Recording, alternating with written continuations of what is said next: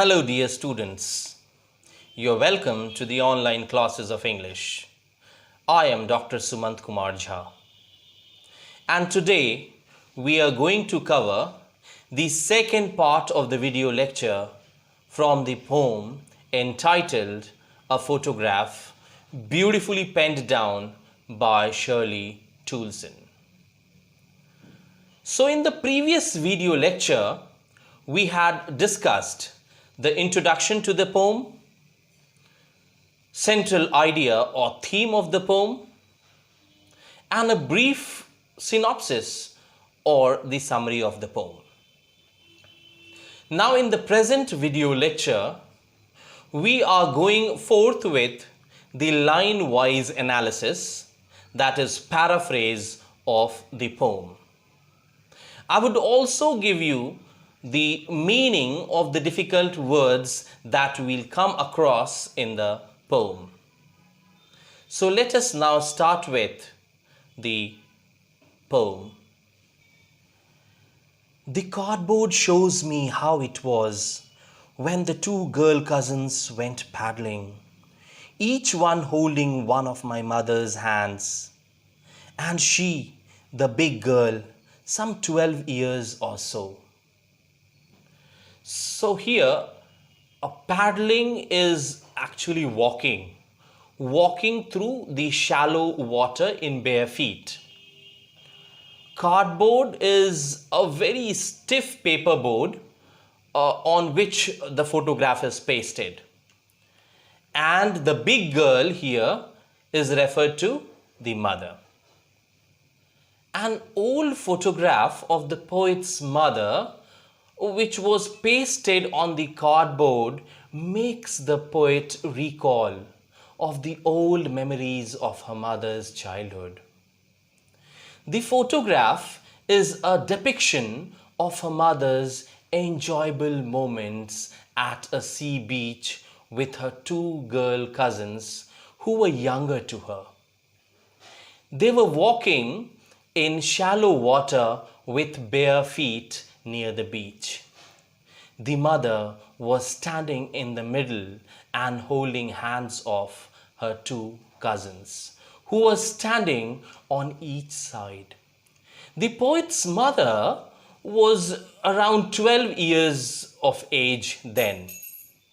It shows that the photograph was very old, but the poet has kept it very carefully, as it reminded her of sweet memories of her mother's childhood. The photograph also indicates that the past memories, the past life of the poet was very enjoyable and happy. So this is from line number 1 to line number 4. Now let's move forth from line number 5 to line number 9. All three stood still to smile through their hair. My mother's, that was before I was born.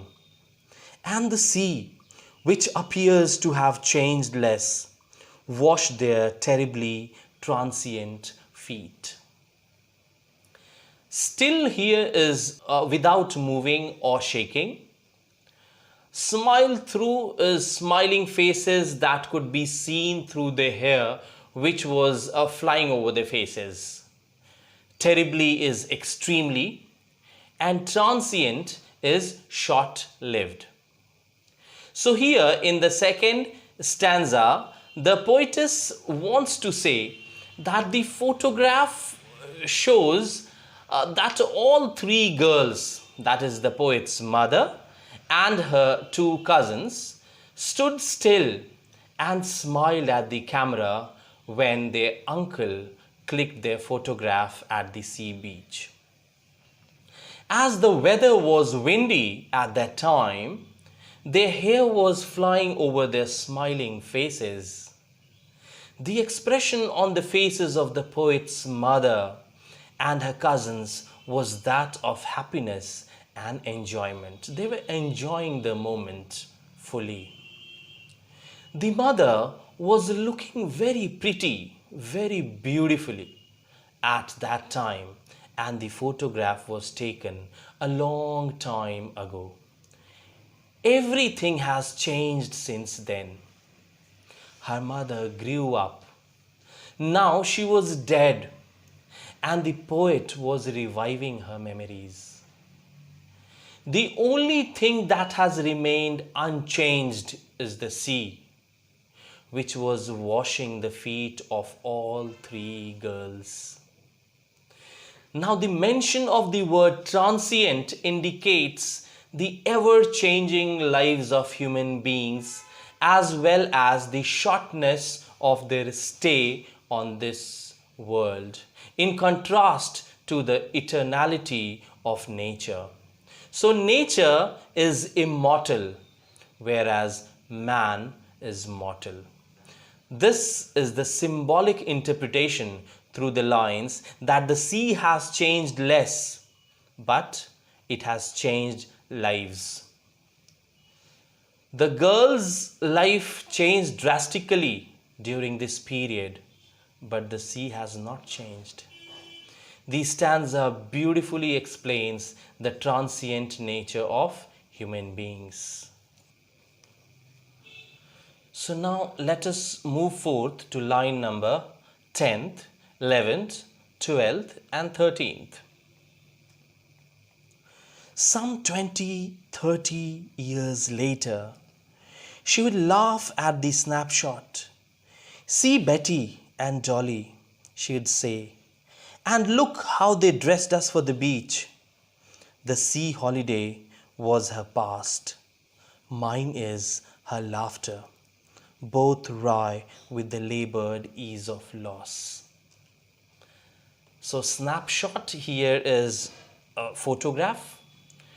Dressed is put on clothes. Wry is disgusted. And labored is things which we achieve after a lot of hard work, after a lot of labor that is done with great effort. And ease is comfort.